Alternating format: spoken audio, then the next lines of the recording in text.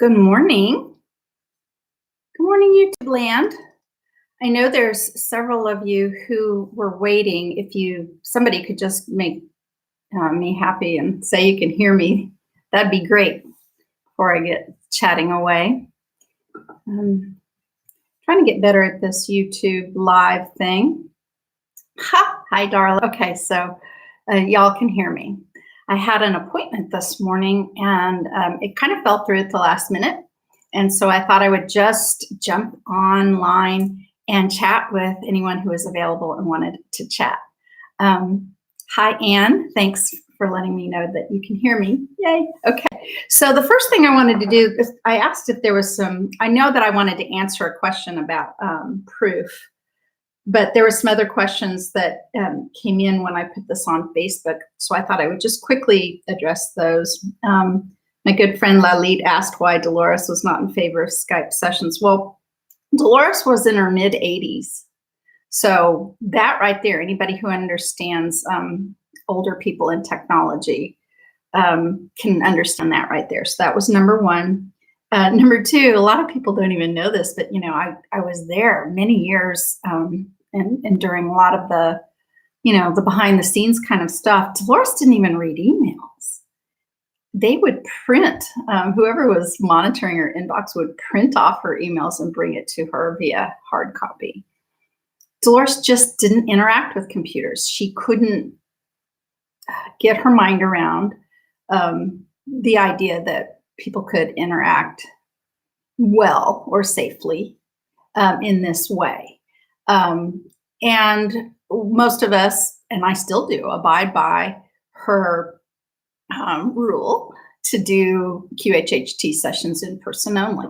So that's one of the reasons BQH was created. It was because consciousness is expanding, people are expanding, and it was just needed. And it was needed for a lot of people who couldn't travel.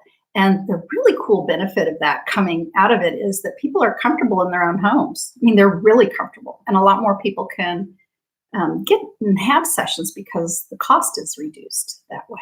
Okay, so moving on quickly because I don't want to talk about that too very much. Martha asked about 3 days of darkness. The one thing about this 3 days of darkness thing, my own personal sessions with clients tend to be very personal.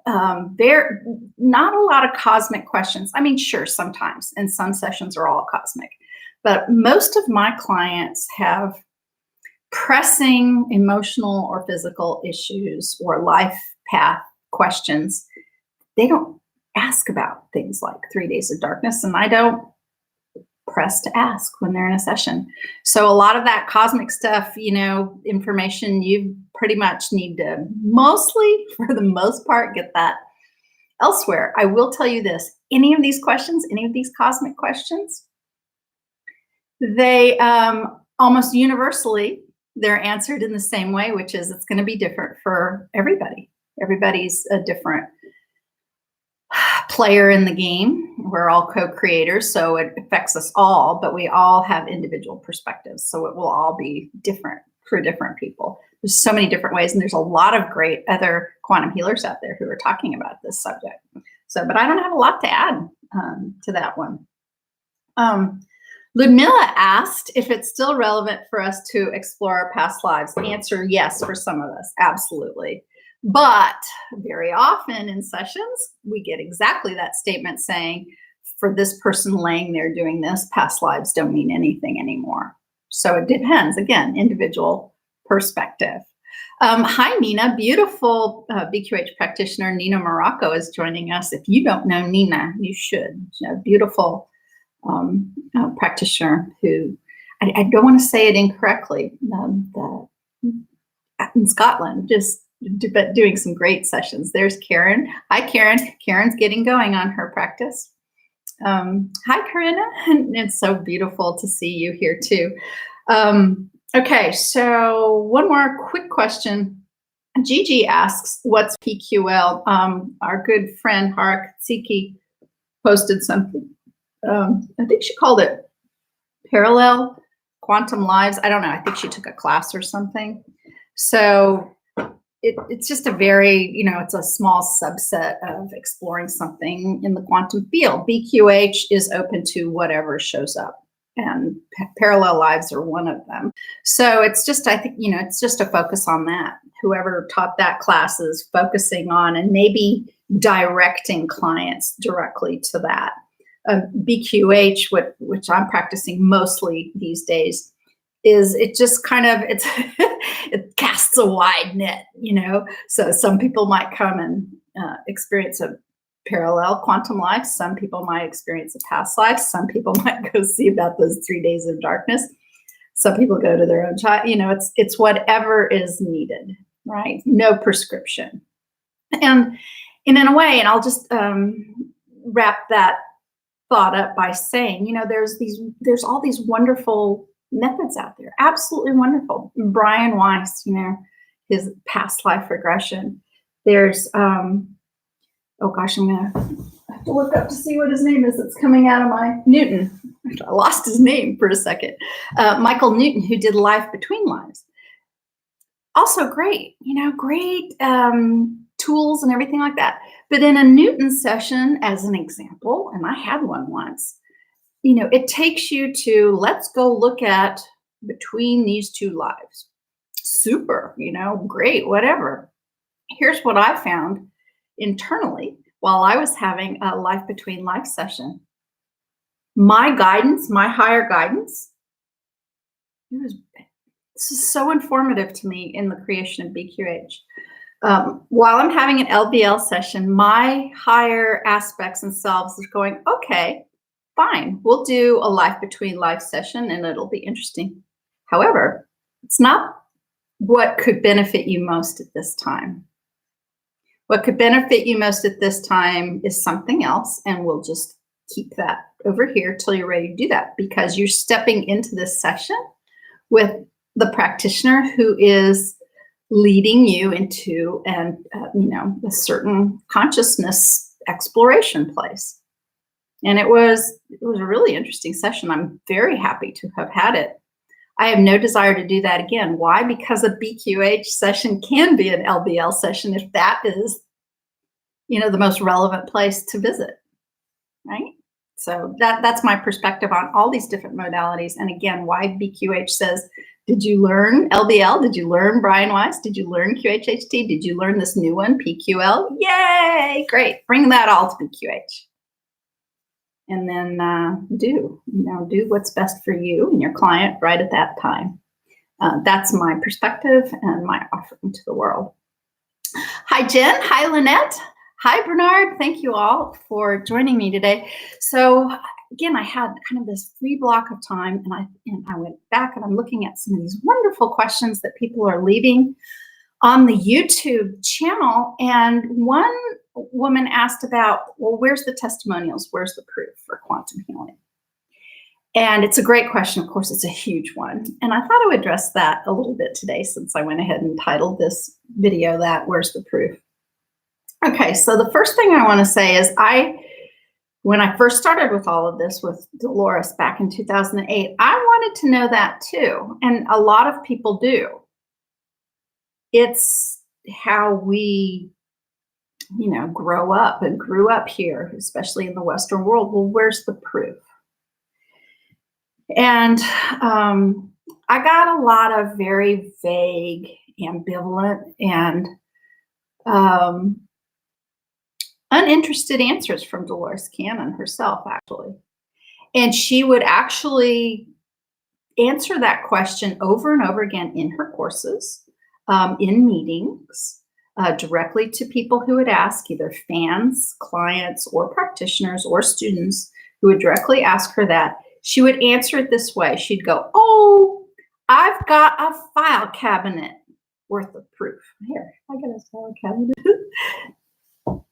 It's a huge file cabinet, and I've got thousands of case folders in there.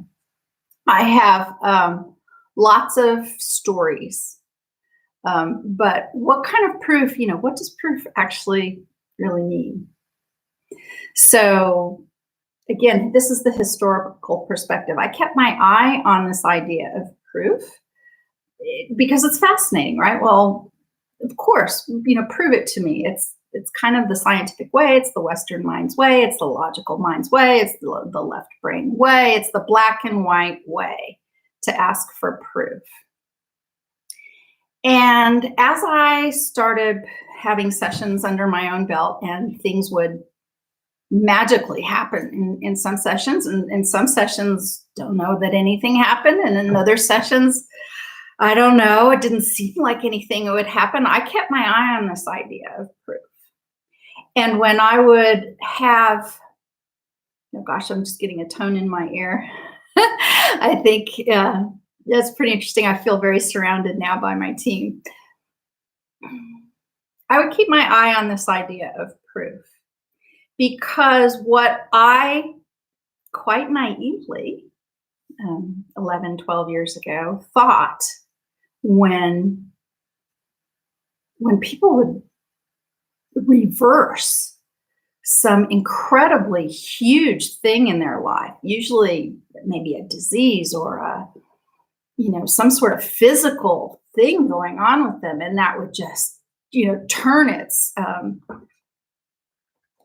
on a dime and become something else. I'm fascinated by all, of course, the discoveries of quantum healing, but certainly the healing and certainly the physical aspects probably fascinate me the most. It's still what I'm most interested in this work. And when I had clients report back some of their miracles, some of their healings, some of their resolutions to some of these physical issues, I so naively thought they would shout from the rooftops that they were better, that whatever it was disappeared, minimized, tumors shrunk, went into remission. Just go down the list, all of those things. I thought that the world, their own personal world and the world at large would welcome hearing this. And in my mind, why not? Here are people are having significant positive improvements in their lives. Who wouldn't welcome that? Yeah, there's a lot of people who won't welcome that. And some of it is really subtle. So let me tell you what some of the reasons I have learned are why people don't talk about it, why people don't provide the proof, why more testimonials aren't given. First off, I do want to answer directly that there are testimonials. I can't even tell you how many I have on and we created our quantumhealers.com listing website of healers of all kinds. When you go to individual listings, clients can leave reviews and testimonials there, and many do. Let me tell you what the percentage is. It is very, very tiny. Very tiny. Even for me, who's done thousands of sessions, the amount of testimonies that people are willing to publicly allow to be viewed, whether or not their names are attached to it, is very small. And that still astounded me. I'm not built that way, I don't think. I don't think I would have, if I would have, I still haven't done that with Dolores. I had an amazing session with Dolores, and I talk about that all the time. But people don't talk about it. And that mystified me to no end. And then when, hundreds and hundreds of us gathered on the Quantum Healing Practitioner Support Forum, we would talk about this. Why don't more people talk about their very wonderful outcomes? Why don't they do it? It doesn't make any sense, because some people want to come and read all of that. Well, there is some, again, on our website, we've made it very easy for testimonials to be left, reviews to be left, but clients still don't do it. So what are some of the reasons? Well, here's one.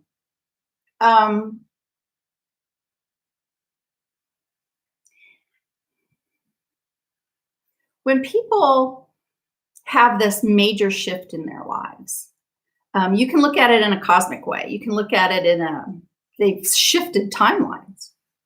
right? They've absolutely shifted into a new timeline. I mean, that's kind of how this works, right? You're going down this one timeline. Ooh, look, I'm saying that as I'm pointing to my clock. You're going down this one timeline, and having a session, you switch over to, a variation on that.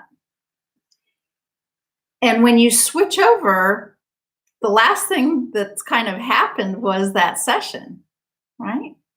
If you've switched over, the last, it's almost like, I don't want to use the word born again, but you've switched over.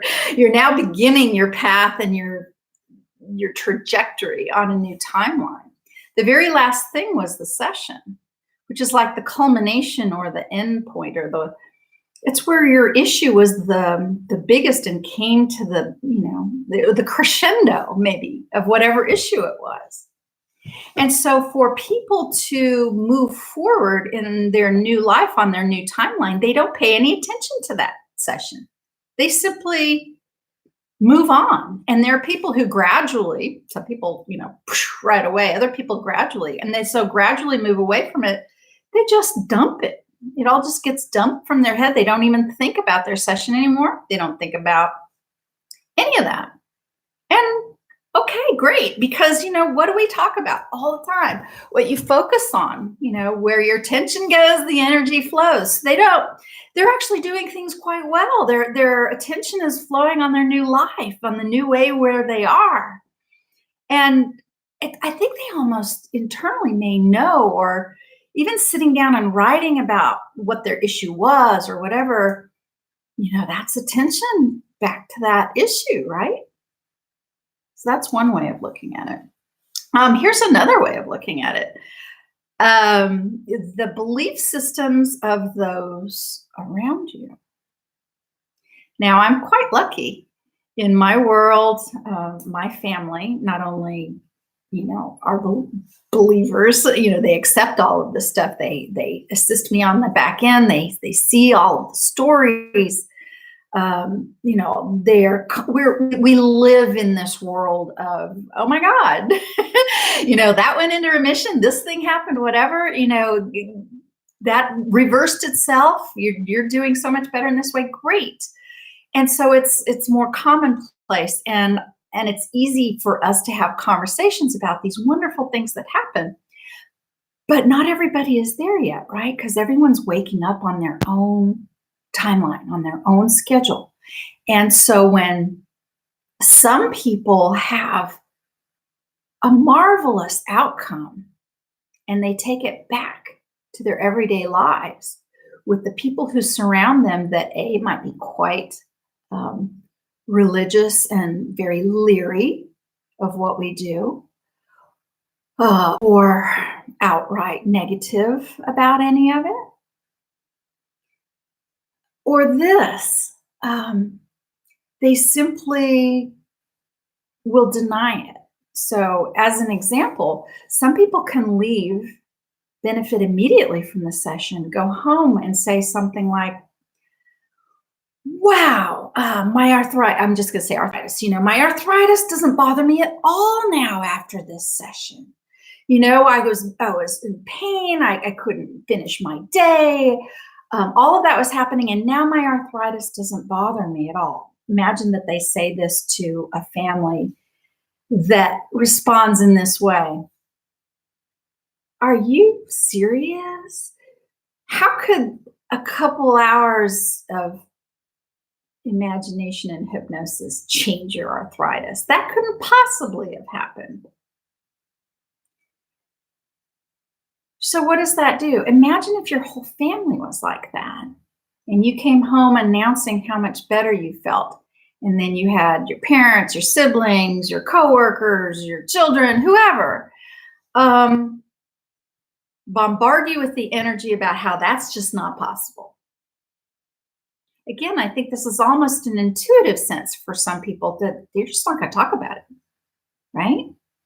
Because to be bombarded with that is to be bombarded with the energy of disbelief, negation, and all of that. A very strong person might be able to, shield themselves from that energy. But that's energy. That's energy of disbelief, and that's energy that can just take them right back to where they were. And a lot of quantum healers don't want to talk about that. I will, because I've seen it. And I've seen it multiple times and over again. And I'm all about being practical about this stuff. I've got quite the thing. Woo-woo, absolutely. I think it's great. But I'm practical, folks. I'm very practical. And that happens. It just plain happens. Okay, I'm going to quick look at the chat. People are talking about having sessions and saying hi. Hi, everybody. Hi, everybody. Oh, isn't this a cool clock? Look how cool this clock is. It's a shoe form clock. Here, maybe I'll find this and put this on the, whoa, that was my phone. Thumbnail of the video. Yeah, I just love it. It's just magical. I think it's so cool. I got it in Austin. They're in a really cool art gallery in Austin, Texas. Love my shoe clock. Okay.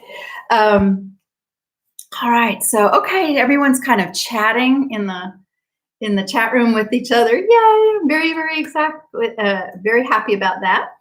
Karen says she's seen it also. Yeah, I mean, I've got a couple of really great stories about that, but that's true. Here's another reason why there aren't a whole lot of testimonials, and ones that, you know, kind of influencer type.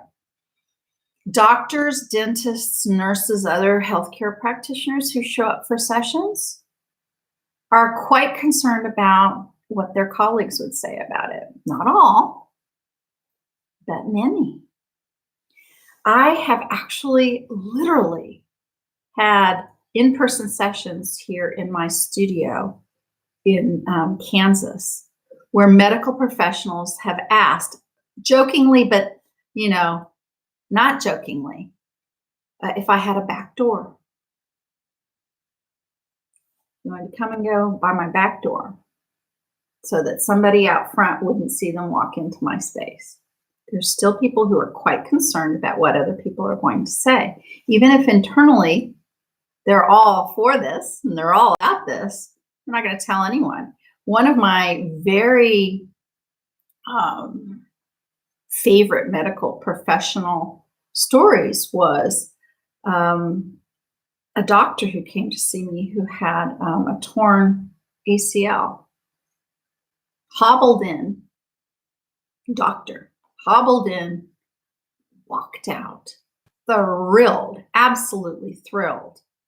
And when I said, I mean, so here I am again, the practical person, right? And I'm thinking, oh my God, here's a doctor who has and had an instantaneous physical result, improvement. This is amazing. We're on the cusp of changing the world and all of this and all of these opinions. And I remember at the end, you know, asking, you know, are you going to tell your colleagues about this? Already knowing possible answer to this, already knowing, but asking anyway, right? Here's what the answer was, because this is still the world we live in. The doctor said, not only am I not going to tell my colleagues, I'm not even going to tell my partner or my family.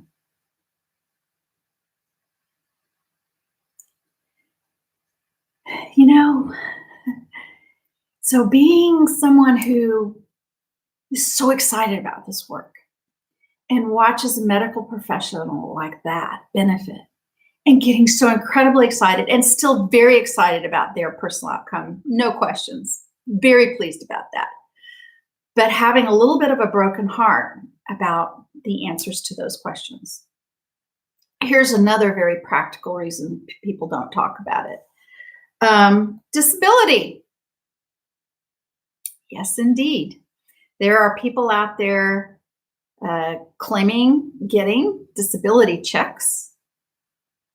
And that has shown up in sessions, this disability check thing. Again, this is very practical. I love my colleagues. I don't know anyone else who talks about this, not anyone, but I'm going to talk about it because it's real and it happens.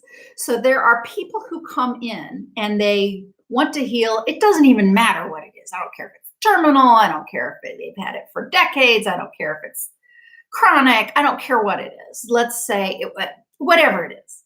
They just can't. They've gone through all the doctors, all the things. They want to try this. And we asked either the healing team or the higher self, the subconscious, whatever it is that comes through. What's the root cause? What's needed for healing or whatever? What are these things needed for healing? One of the things that does come up is you are accepting money for having this disability. As long as you are accepting money for that, you're not going to let this go. Or if you manifest the wellness, then you need to do something about not accepting or adjusting that income that is given to you based upon the idea that you need financial assistance because you have a disability. Think about this. Don't even think about this societally or culturally. Think about this energetically, because money is just energy. Okay, money's energy. So here is oh gosh, that's giving me goosebumps. This is big. This really is big. And nobody talks about this. So every month, you are taking in this big thing of energy. I'm disabled, I'm taking this money. I'm disabled, I'm taking this money. That doesn't set up the best environment for approaching healing. It certainly isn't the best approach for maintaining the healing, even if it shows up.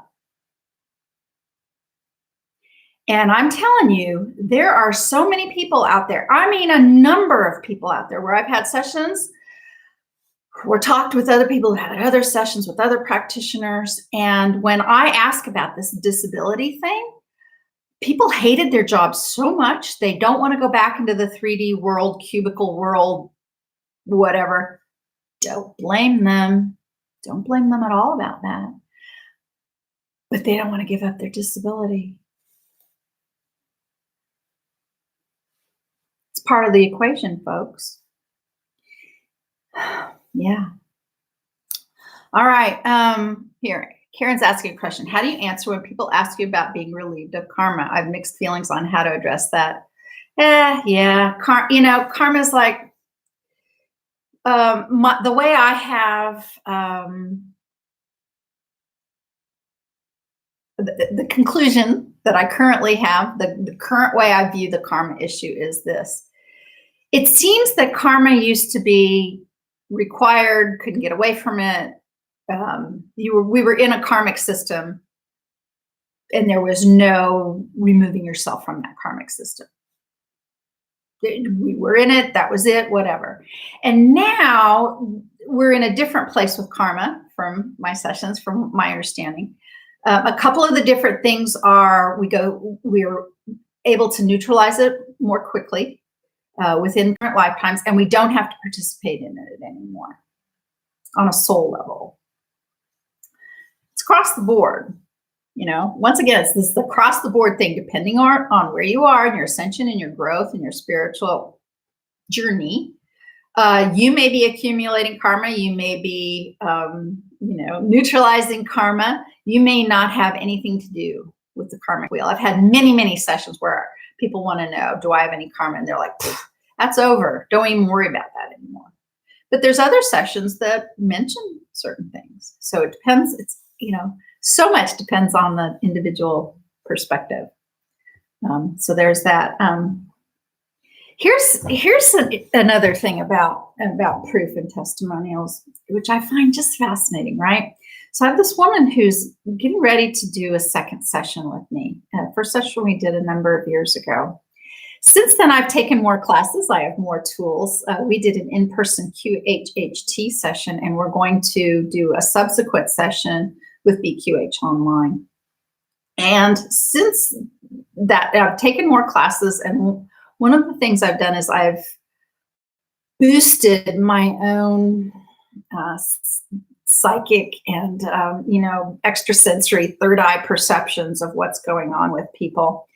And it's most interesting to do repeat clients now because, like, I took a medical mediumship course in earlier part of this year, and it was amazing.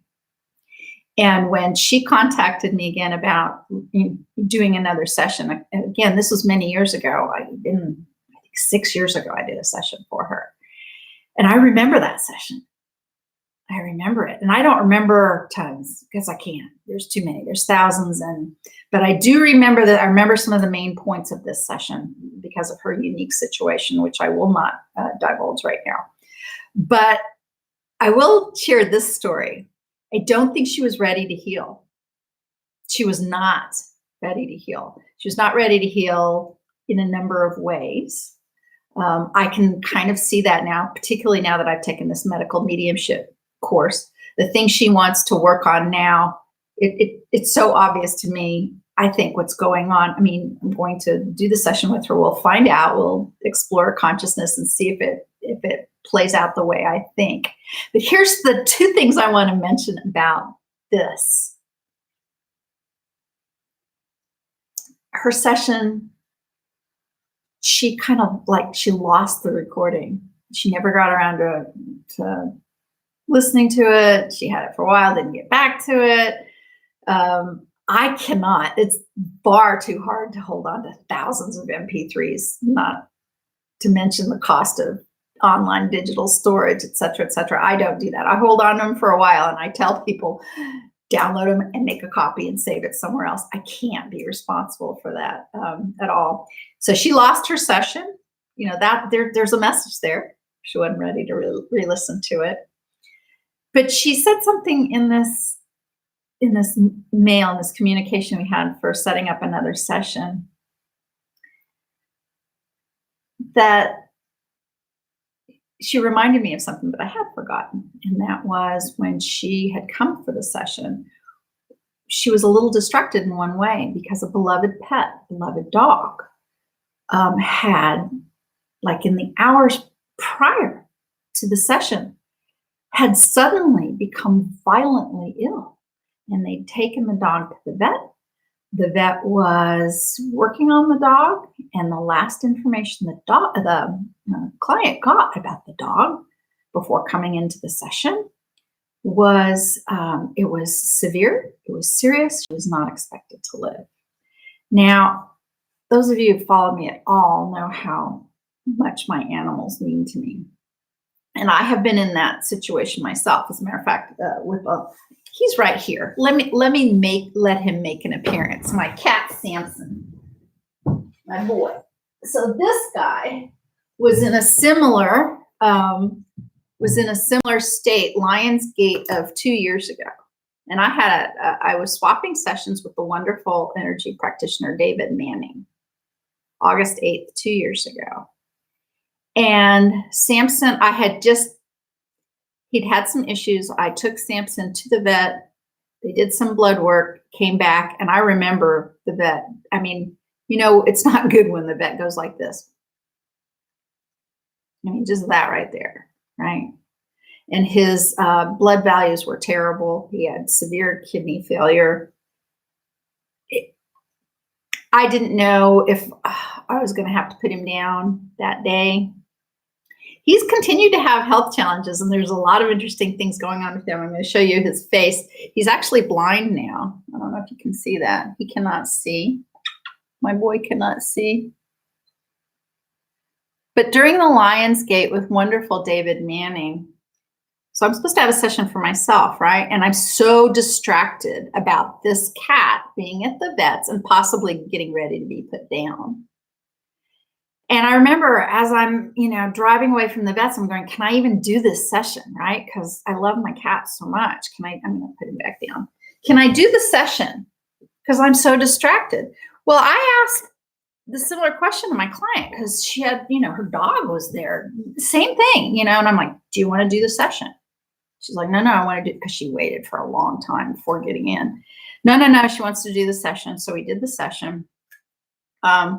Just like I did with David Manning, even though I'm completely distracted and I had other things I wanted to personally work on. And suddenly this thing happened, and but I asked my higher self, I asked my team, well, must be happening because this is part of it. And the answer is yes. Yes, it was part of it. And part of what we did was send healing directly to that cat, who by the time I was done with my energy work session with David, which we two together worked on some combined things, there was a lot of stuff going on here ancestrally. The cat was the poster cat, the poster animal of some of what was going on here. We sent direct healing to him. By the way, David had his favorite cat in the world is a black cat. He's seen, the black panthers. Anyway, the African black big cats. He was just, anyway, there were so many synchronicities. And by the time the session was over and I drove back to the vet's office, Sampson had made a remarkable turnaround, and I still have him. And he still has some issues, but I still have my boy. So back to my client. She still wanted to do her session, even though her dog, similar thing, her dog's at the vet's and the vet is shaking their head. Her dog was not expected to live. She still wanted to do the session. So I said, well, we can ask for healing for your dog. Now, the client was there for physical healing. We asked for physical healing for the dog. The client, these are going to be my words. I don't know exactly what she would say. She's maintained, I would say she did receive healing for her main issue condition from so many years ago. She did not have a complete reversal. Her dog, however, did. And she's still alive. This happens a lot. And our pets, if those of you out there who might be watching right now or in the future, our pets, not always, but they can absolutely be clues, mirrors, participants in things that we are going on. And it's not just a one-way street here. It's a two-way street. And things like history of the pets, an energetic history, follow them. That cat, who's now in the litter box, in case you hear it, some sand thrown around, that cat was feral for many years and was untouchable for many years. And anyway, it has a history that I don't even know about. Okay, so there's that. I'm going to look and see if there's anyone that's got any questions. Chantal says, this disability thing makes a lot of sense. I have someone on disability pursuing a passionate creative project. She is not on disability anymore. Excellent, Chantal. There's that gives me a little shivers too. Most people want, they're getting it, they want to keep it. And who can blame them? It's tough keeping the bills paid out there. It really is. I understand. Bernard says, I've got a bit of an opposite problem because all these magnificent testimonials about sudden miraculous healings, I had too high of expectations, felt somewhat disappointed after my sessions. Oh, you mean like you've read magnificent testimonials of other clients and you as a client felt disappointed? That's how I'm reading that. Oh, I know. This is, okay, back to my client that I just talked about, the one whose dog recovered and who she had, let's just say, somewhat of a healing, somewhat. You can only accept at that time what you're ready to accept. And you may not have any clue. And you might not be allowed to know why you can't accept total reversal of whatever your issue is. There are many things out there that challenges, physical and not, that you simply are not going to be allowed to let go as long as you are following a certain trajectory and path. Here's one. Talked about this before. I don't know. Can you guys see this? Ooh, look at how, I am terribly nearsighted. Pamela Erlin and I talk about that a lot. She said same with her guides. When she asks about that being reversed and brought to neutral, the answer is no. For me, my inner healers, here's what they say to me. This is a constant reminder to me, constant physical reminder that I am not allowed to let go and reverse, to not put all emphasis on what I see to be most important reality. I would love to retire this appliance, but so far, no. And by the way, just to say this, because I watched my mother, my father, and beautiful Dolores Cannon have big old fat glasses like this, not be able to drive without them or whatever, get into their latter years, find that they've created cataracts in their eyes, having to go get help with cataract removal, and suddenly throwing away their glasses. And my last eye examination, I have the beginning of a cataract. And what a weird feeling is that? Because part of me is like, oh no. And then part of me is like, well, mom, dad, Dolores, all kinds of people out there after cataract surgery don't have to wear these glasses anymore, which I have worn for 50 years. I did contacts for many, many, many, many years, and just my eyes finally one day said, nope, no more contacts. Can't do that anymore. So there's that idea. All right. Okay. Karen says she's going to be talking soon at a community center. Oh, no. And everything you address will help so much. Yes. So LASIK, whoever... One lone X00. That almost looks like an eye thing. Anyway, LASIK. I looked at LASIK, and my guidance has been, wow, look at that curl. I'm telling you, my hair is wild. I've asked my guidance about LASIK, and here's what comes back. No, don't do it. There are multiple reasons, but the main one is I tend to be, for whatever reason, actually, I know maybe some reasons, I tend to have a very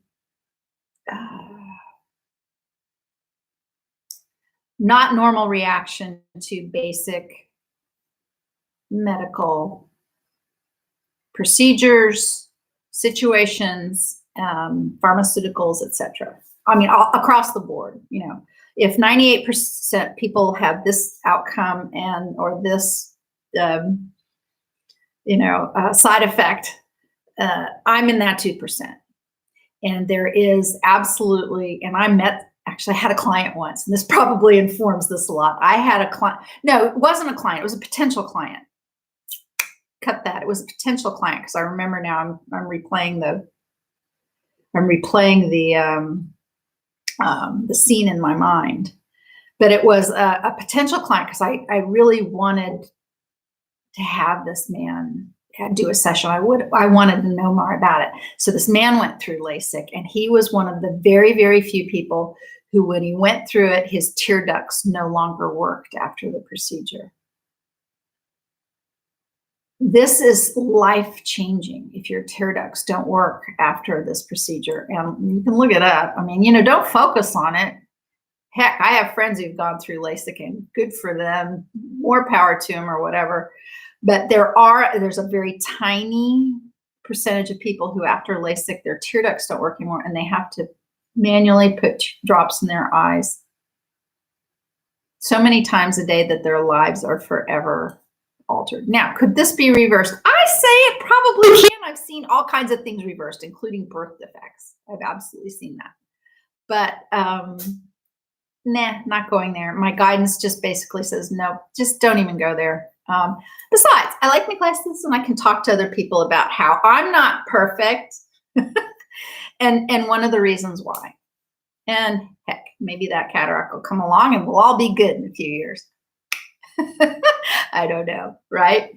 Yeah, a lot of us are very nearsighted. And and I've gotten, there's this, Louise Hay and the other people, what's your body trying to tell you? Oh, there's something you're not willing to look at. Well, this is the pat answer. This is the obvious by the book answer. Can that give you clues about stuff? Sure. And can it help you begin to explore why you may be experiencing some sort of challenge? Sure. But not always. It's not always that simple. And that's another reason people have these quantum healing sessions. Find out the root cause.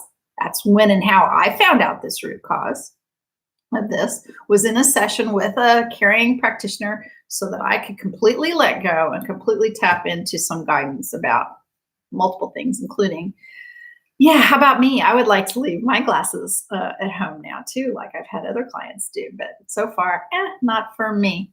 Oh, I love that, Karen. It's to keep you focused on what's in front of you now. Ooh, I just might have to,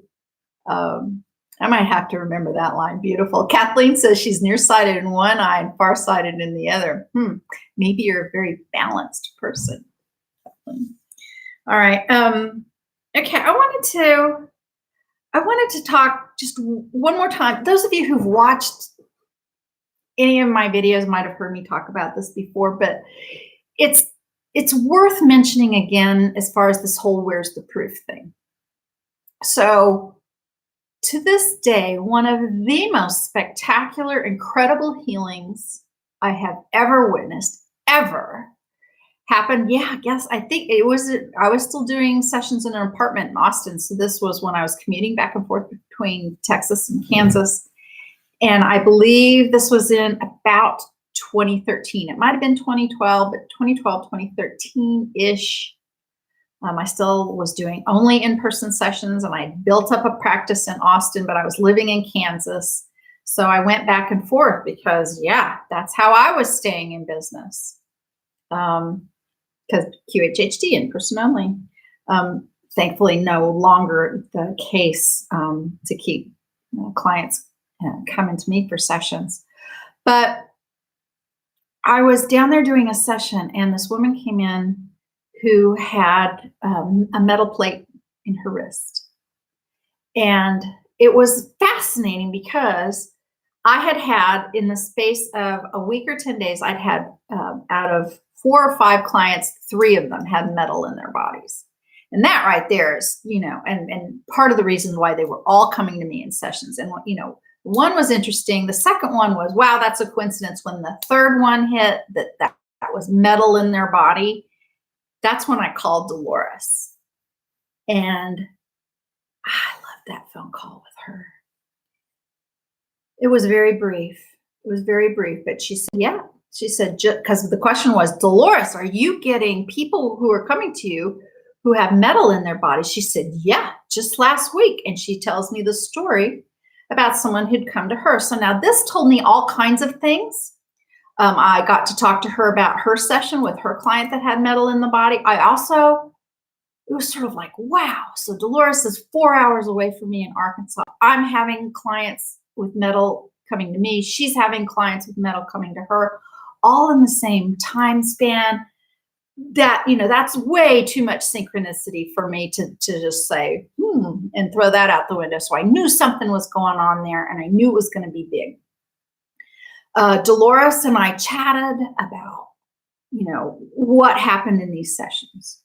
So all 3 of my clients had the subconscious, had the SC, say they would bring healing.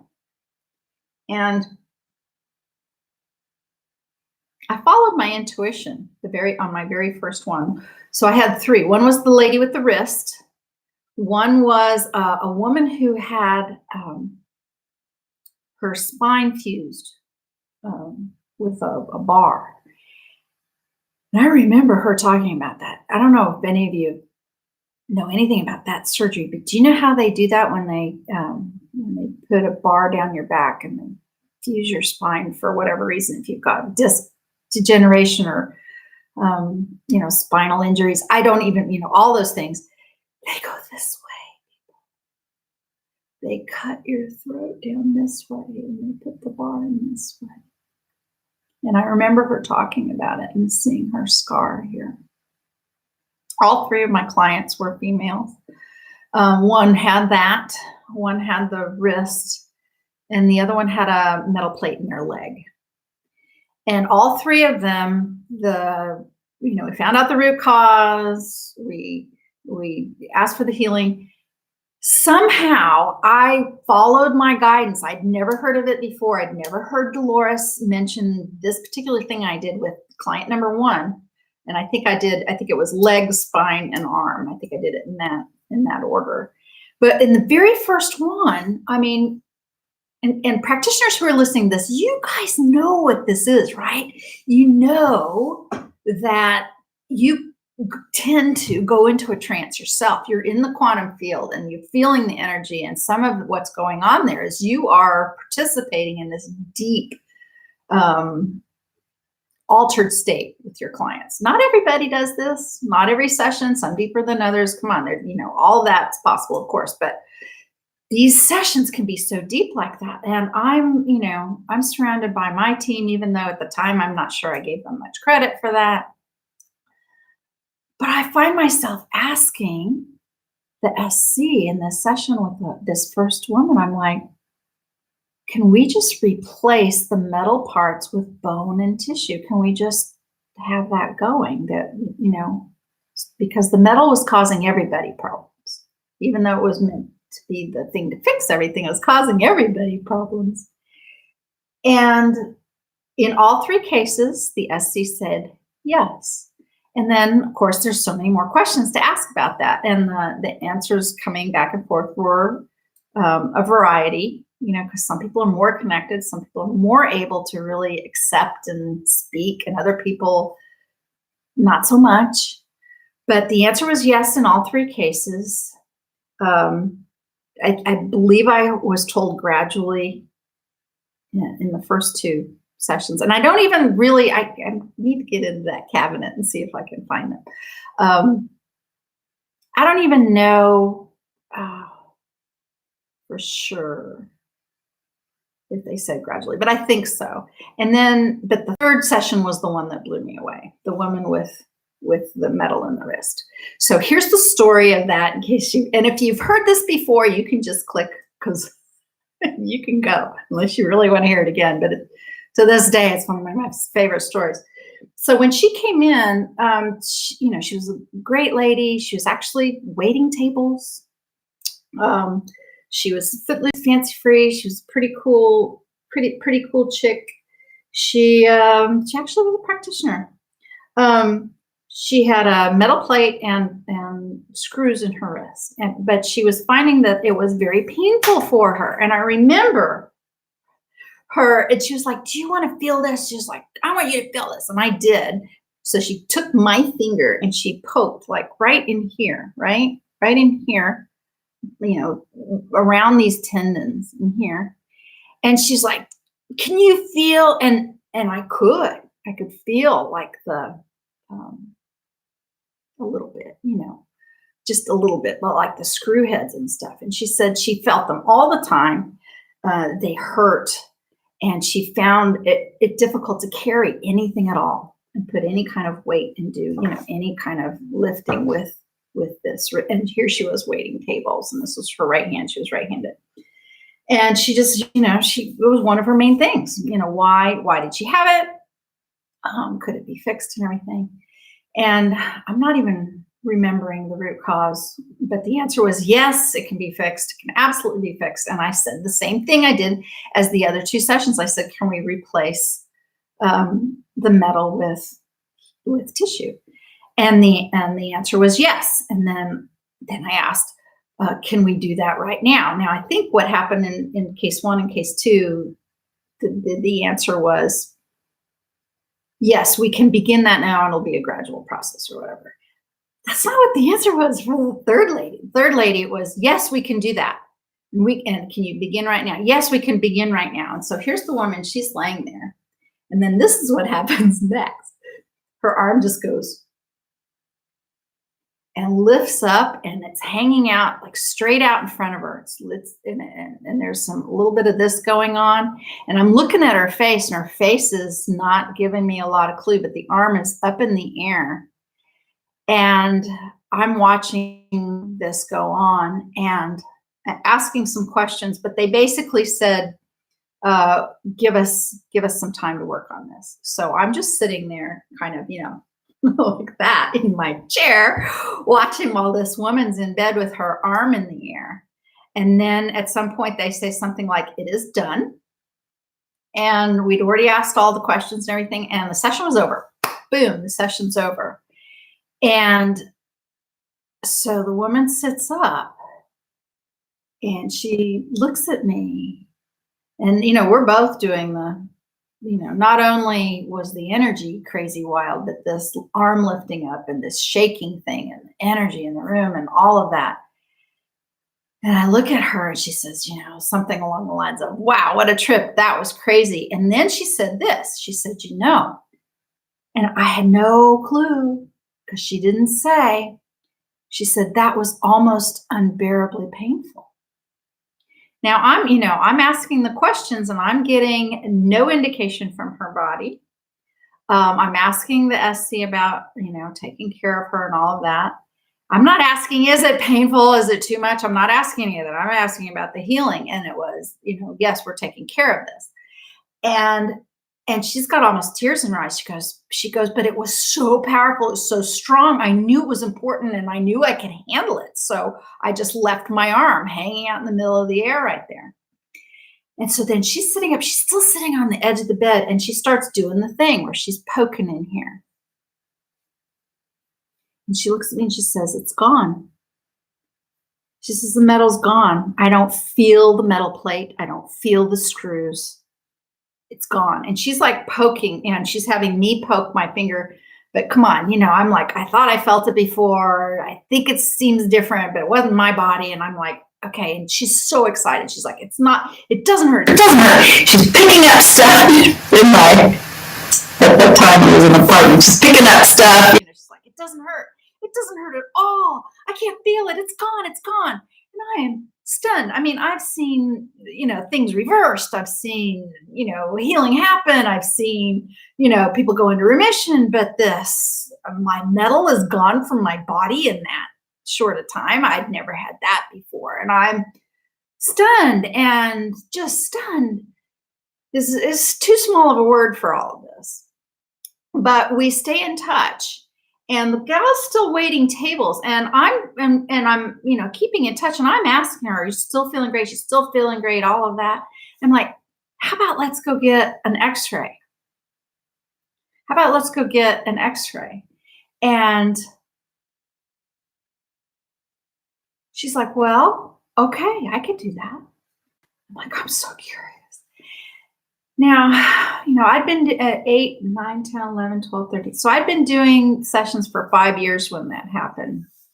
I'd never had anything like this really. Well, actually, there was another X-ray thing, but that's a different deal. That wasn't not a metal X-ray. I had another X-ray proof thing.